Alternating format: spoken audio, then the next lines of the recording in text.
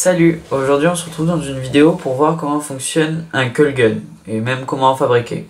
Donc non seulement on va voir comment ça fonctionne, comment on peut le fabriquer, mais en fait on va étudier un peu une part d'électromagnétisme. Pas mal de monde doit savoir que l'on peut produire un champ magnétique avec de l'énergie électrique. Dans le coil gun c'est le même principe, on va créer une arme, sauf qu'au lieu qu'il y ait de la poudre, on va avoir de l'électromagnétisme. Soit un objet va être attiré par une attraction magnétique, puis repoussé par cette même attraction, ce qui va produire en fait finalement que cet objet va devenir projectile. Dans un coil gun, le principe va être de créer une attraction magnétique, donc en l'occurrence dans des bobines, donc par exemple dans cette bobine, et d'y envoyer une forte tension, en l'occurrence ici par des condensateurs. Cette forte tension qui va être générée par un transformateur qui va être alimenté par n'importe quelle énergie, mais qui devra devenir alternative ou en tout cas saccadée, qui par exemple saccadée par un oscillateur. L'énergie sortant du transformateur va devenir une énergie qui va être assez puissante, environ 1000 volts, qui par exemple va être mesurée par ce voltmètre.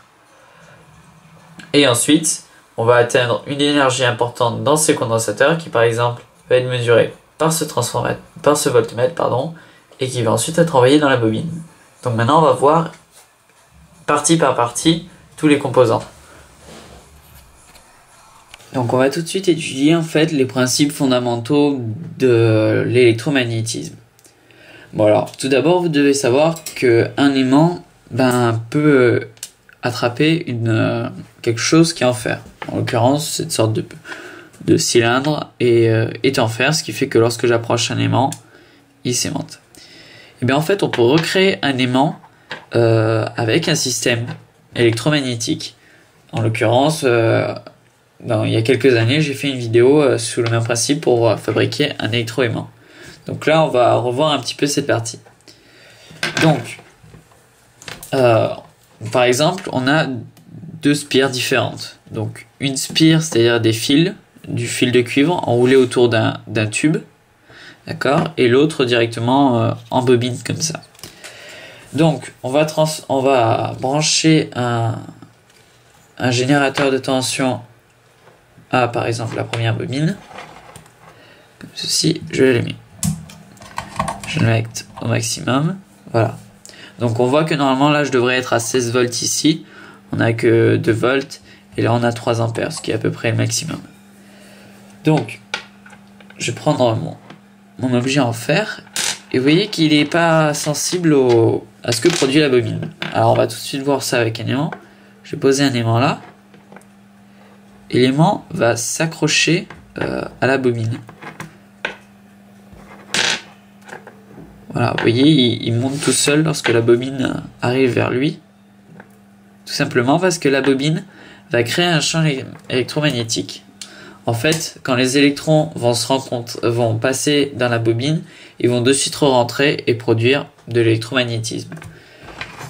Donc ensuite, par exemple, on va prendre ce tube pour voir à peu près le principe du coil gun. Le coil gun fonctionne avec un tube de ce genre. C'est-à-dire que l'objet métallique va rentrer dans le tube, va être attiré, va arriver trop loin et du coup être repoussé. Ce qui va produire en fait un jet. Donc, vous voyez très bien que si je mets l'aimant dans le tube et que je renverse le tube, enfin, pas l'aimant, le cylindre de fer, il retombe de l'autre côté, d'accord? C'est normal. Maintenant, je vais brancher mon générateur. Il est passé. Je mets l'aimant. Pas l'aimant, le cylindre de fer. Je branche. Et si je je branche, si j'y arrive, et si je retourne, le cylindre de fer ne tombe pas. Quand si j'éteins, il tombe. Je commence, je rentre le cylindre de fer, et si je renverse, il tombe pas. Et si j'éteins, il retombe. Donc ça, c'était les principes de l'électromagnétisme.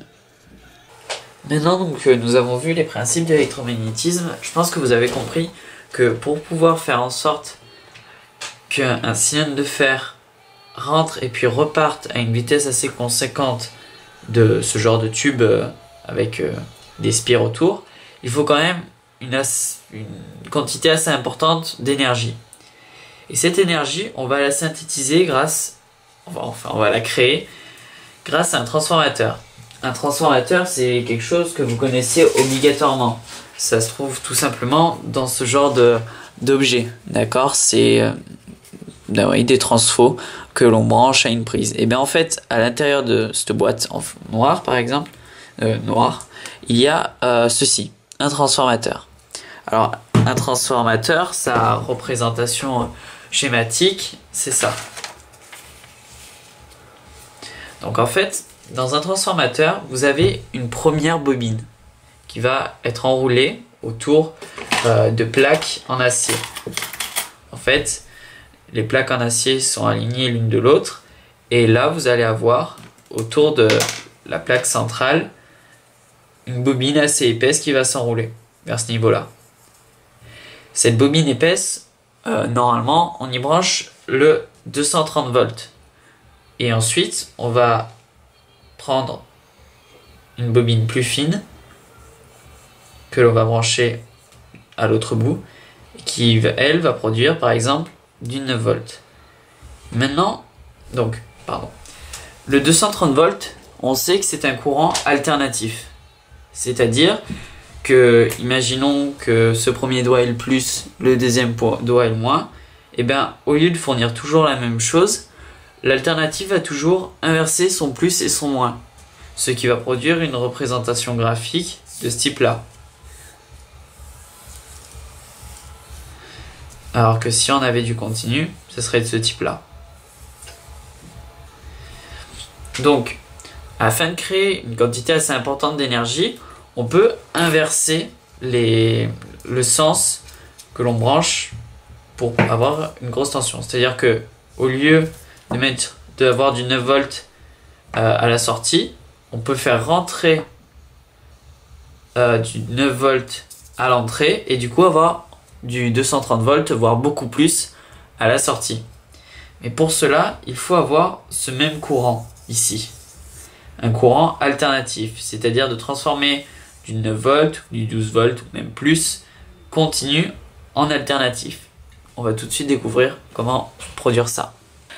Donc on se retrouve sur un logiciel assez simple d'utilisation, Crocodile Technologies. Donc on va découvrir comment fabriquer un outil qui va nous permettre de nous rapprocher du courant alternatif. Cet outil s'appelle un oscillateur. Alors un oscillateur, ça va produire un courant de ce type. Celui-là qu'on voit s'afficher sur le graphique. Donc on constate en fait à la différence d'un courant alternatif qui va produire plutôt des vagues, on va avoir plutôt des sortes de grands rectangles, d'accord, avec une période égale. Une période, ça va être le sommet des sortes de grands rectangles, si vous voulez, qui va être identique. Et donc, en fait, on va avoir des pics électriques. C'est-à-dire que pendant une milliseconde, on va avoir... non, même plus. Pendant une seconde, on va avoir 9 volts. Puis hop, ça va s'arrêter pendant une seconde. Ça redevient pendant une seconde, ça s'arrête. Donc, et on peut par exemple créer ce genre de choses. Une LED qui s'allume, puis l'autre. Une, puis l'autre. Donc, maintenant, on constate que quand même, le système n'est pas très rapide. On peut effectuer des améliorations. En apportant quelques modifications au système d'oscillateur entre guillemets de base que je vous ai montré tout à l'heure, on peut créer quelque chose d'encore plus intéressant qui va permettre d'obtenir beaucoup plus de pics, ce que je pourrais appeler pics électriques par seconde, en par exemple diminuant la valeur du condensateur, changeant 2-3 parties du système, ajoutant par exemple un transistor et par exemple un relais.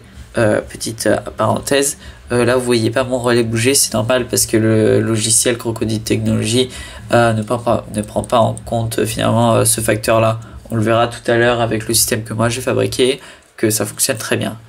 Là, on a 10 microfarads, on peut très bien le passer à 1 microfarad. C'est même ce que j'ai fait. Bon, je l'ai augmenté à 2 microfarads après, mais vous voyez, c'est encore plus intéressant parce que finalement, on se rapproche vraiment d'un courant alternatif qui est assez intéressant. Et maintenant, on va tout de suite voir ce que ça donne concrètement en réel. Donc voici l'oscillateur en question. Donc on reconnaît la puce, le NE555, le relais, d'accord.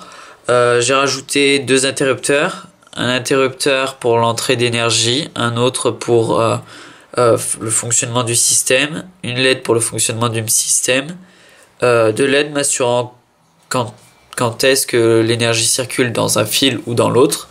J'avoue que ma plaque est pas très propre, il y a un peu de fil de partout, mais j'ai fait cette plaque il y a assez longtemps. D'ailleurs, elle a fait le sujet d'une vidéo, fabriquer un oscillateur, que je vous invite à regarder si vous voulez en savoir plus sur l'oscillateur. On reconnaît le petit condensateur qui est là. J'ai rajouté 2 fils, donc là vous voyez pas, c'est le fil orange là et noir, il passe dessous la plaque pour en fait pouvoir brancher 2 autres condensateurs qui se situent sur ma plaque là, de façon à avoir, c'est un microfarad d'avoir, et j'ai coupé ce condensateur là, pouvoir avoir un truc un peu plus intéressant, vous allez de suite le voir d'ailleurs, voilà. En l'occurrence, si vous voyez, le condensateur, le relais va très vite parce que les condensateurs se déchargent très rapidement, ce qui fait d'ailleurs qu'on voit que les LED oscillent assez rapidement. Le relais aussi produit une assez bonne vibration, et c'est ce petit système que moi je vais utiliser pour créer mon énergie qui se rapproche en fait légèrement de l'énergie alternative. Tous les schémas, je les mettrai à la fin de la vidéo. D'ailleurs, je mettrai sûrement le schéma de l'oscillateur, enfin le schéma de chaque partie, et ensuite le schéma de l'ensemble. Voilà.